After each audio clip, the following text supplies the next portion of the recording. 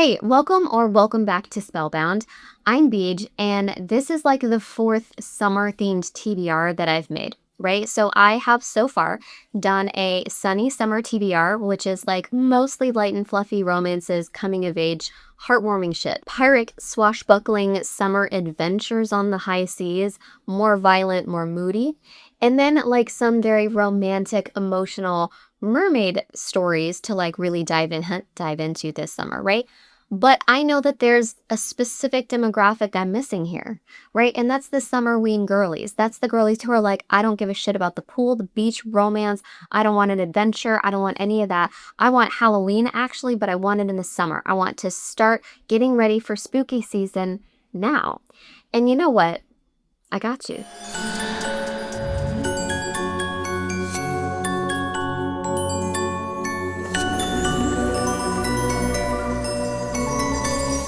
All right, we're starting off with Summer Suns. Now, BH, you're cheating. This just says summer in the name, and that's true, and I did. But it still counts. I haven't read it, so you and I are going to read it together this summer. We all know that all horror, even if it's not literary horror, all horror is saying something. All horror is social commentary. All right, so we just should know that. This is a queer Southern Gothic, right? So we already know what it's going to be about. This is about this guy whose best friend dies right as he's about to start his summer graduate program at Vanderbilt. The deceased was supposed to start. And the death was categorized as a suicide, but the bestie's like, I don't think that that's right. So 6 months later, after, like, he's still kind of processing the death of his best friend, so he starts to search and uncover the truth of it.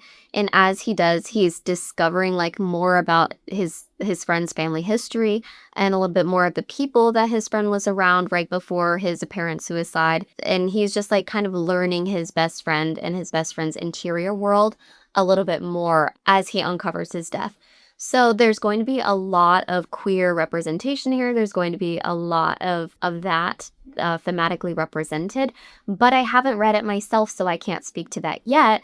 Like I said, we're both gonna have to read this together, but I do know that it looks dark. And then the final line from the back of the book is, there's something awful lurking, waiting for those walls to fall. Some of the quotes of this book, some of the blurbs on this back, truly intense. You can smell the blood, the sweat, and the petrol. Raw, beautifully written Gothic, and an adrenaline-fueled debut. So intense, sweaty, and literally haunting. Summer Suns is the Southern Gothic tale of race cars in graduate school I didn't know I needed. I'm interested. I'm invested. Read this one with me, and we'll find out what it's about together. This recommendation, I have not read this one, so this one is also on my TBR. This one I hope is not disappointing to you, but I'm going to tell you everything that I know about this book, which is admittedly little, but I think it will be enough to entice you in the same way that it has for me. So first of all, the author. I would not have known about this book because this is not typically the type of book that I read, if not for the author. So a few years ago, maybe in 2021, 2022, I read The Halloween Moon by Joseph Fink, and it was one of my favorite books of the entire year. It was so epically fantastic. It was about the joy and heartbreak of growing up, and it was set during Halloween, and it was the most Peter Pan adjacent book that I've ever read in modernity that also it also had all of the trappings and spookiness of Halloween, which was so much fun to read about. And it had really rich characters. I just loved the writing style. So I was like immediately a Joseph Fink stan, and I was like, what else does this guy have? Now, it turns out what this guy has is a podcast. He and his bro, Jeffrey Craner over here, have this podcast that's apparently wildly popular. And the podcast itself like celebrates this sort of eerie, bizarre, and speculative in that way. In the way that like, okay, kind of might like make this make sense, like atmospheric. I am the type of spooky girly that likes haunted, dark houses, spooky, ghosty things. I'm not the type of horror girly that likes the desert, aliens, or like that liminality of in between. I'm not a Twilight Zone. Like that to me is just like one step into sci-fi that like really freaks me out. But like the idea of like Stranger Things, the idea of the Twilight Zone, those types of things I don't always love. That's where this book seems to live. But I'm interested enough in it because first of all, how did I not know? Like this whole thing has its own fandom the name of the podcast is Welcome to Night Vale, or maybe it's called the Night Vale Podcast or something. I don't know, but it has its own following, which was fun to discover about an author who is new to me. And also because I know his writing style, I'm like willing to go out on a bit of a limb. Even if I don't love it, I'm curious enough about it, you know, to explore this. It's not a collection of short stories. This is definitely a novel, but it's a novel inspired by the podcast and inspired by a lot of the stories that they talk about on the podcast. And so the more I learned about it, the less I wanted to know about the book, because it feels just weird enough and just speculative enough that I don't actually want to know the edges of the plot, if that makes sense. I shouldn't say that. I'm a woman. Everything that I say makes sense. Yeah, from the creators of the wildly popular Welcome to Night Vale podcast comes an imaginative mystery of appearances and disappearances that is a poignant look at the ways in which we all struggle to find ourselves no matter where we live. So that says something without saying anything. It feels very atmospheric. It feels very desert atmospheric and weird, liminal in between, slightly sci-fi, perhaps. And that's all I know. That's all you get to know. But I do want to know if you've read it, and I do want to know if you want to read it with me this summer, because why not? All right, Sister Butcher Sister by Katie Alden. 3 sisters, 1 killer. Which one is she? I genuinely don't want to read anything else. I know that I've read the back of this book at one point, and I've already forgotten, and that's how I want it to stay.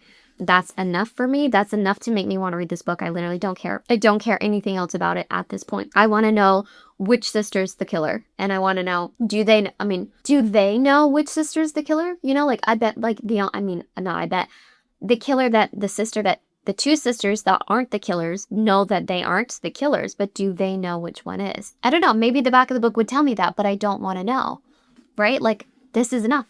And also, what a really, really fun cover, you know, with the different red and pinks, like with the creepy peeking eye.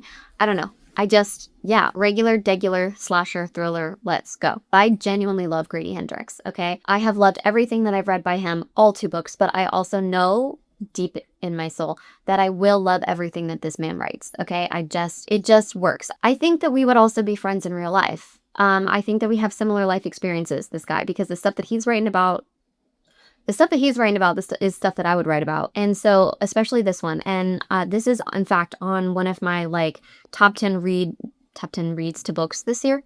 Nope, top 10 books to read this year is I absolutely want to read this book, How to Sell a Haunted House by Grady Hendrix. So this is about 2 siblings, a brother and a sister, and they've just inherited, like, their family home, and this is about them going through it together, and that the house is haunted. It is not hard to figure out what this book is about. It's not this giant mystery, but, like, I want to experience this book. I'm nervous about this book because I am, like many things that I have talked about in this book recommendation list and others, I'm very picky when it comes to ABC. I'm picky about everything. I'm a type A girl. I know what I like. But I'm picky about brother-sister dynamics, and I'm picky about it because, first of all, you don't see it a lot. And if you do see a lot, it's always like a competitive angle, right? Like, they're always in competition with each other, and then they learn to appreciate each other. You don't often see a brother-sister dynamic where they are in cahoots, you know, where they're on the same side and it's the 2 of them versus an adversary. You just don't come across that a lot. But when I do, I always want to pick it up and kind of experience it, because I have that kind of sibling dynamic with my brother. You know, it has always been like the 2 of us versus stuff. And because it's been the 2 of us, we've always been able to, like, approach things uniquely together.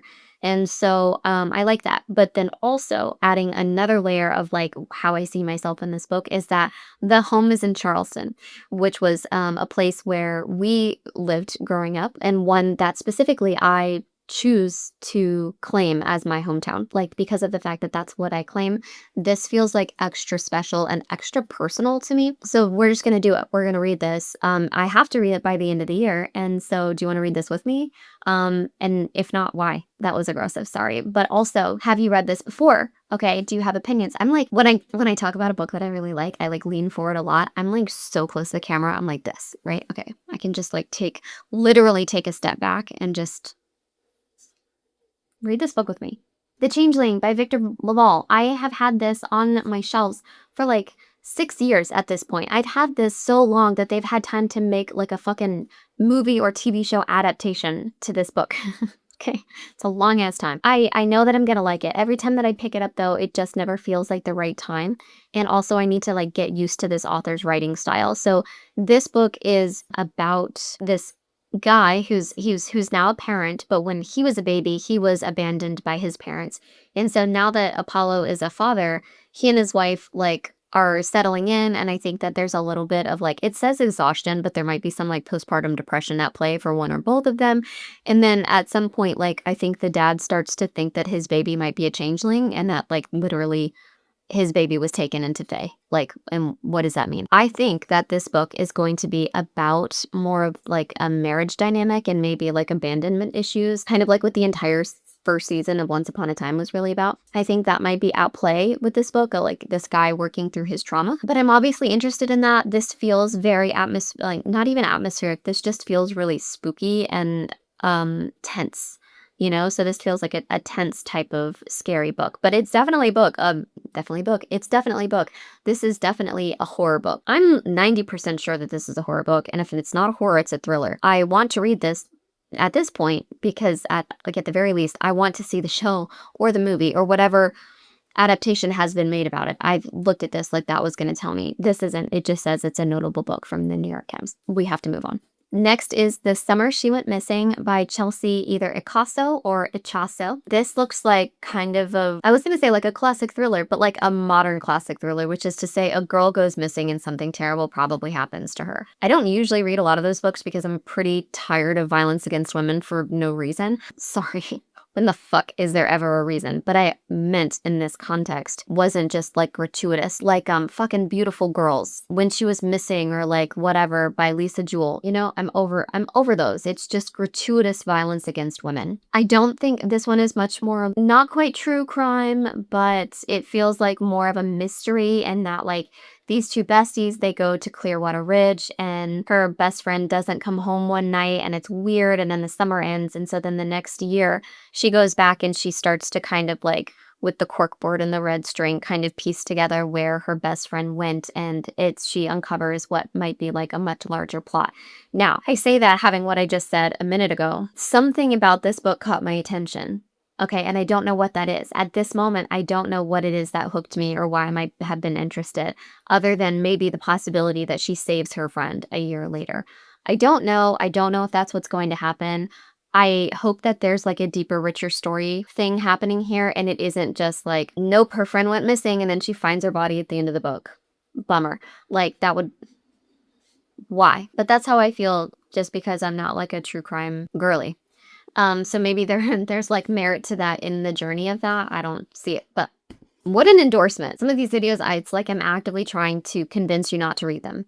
And I can't make sense of that for me. Like, I am curious enough that I want to read it, but I don't think it's going to be a favorite book. And like, why in the world would I have included it on this list? I don't know. Explain my behavior back to me, please. But we have to end on a really, really fun note, which is every summer, usually in August, I will read a Peter Pan retelling. In fact, one year I read like 13. Oh, there was a lot of smut in there, man. It was a retelling and there was no children involved. I feel like that's fairly fucking obvious, but like, you gotta say it, okay? Anyway, I can't do that again because I got burnt out AF. Burnt out as fuck. I was burnt the fuck out.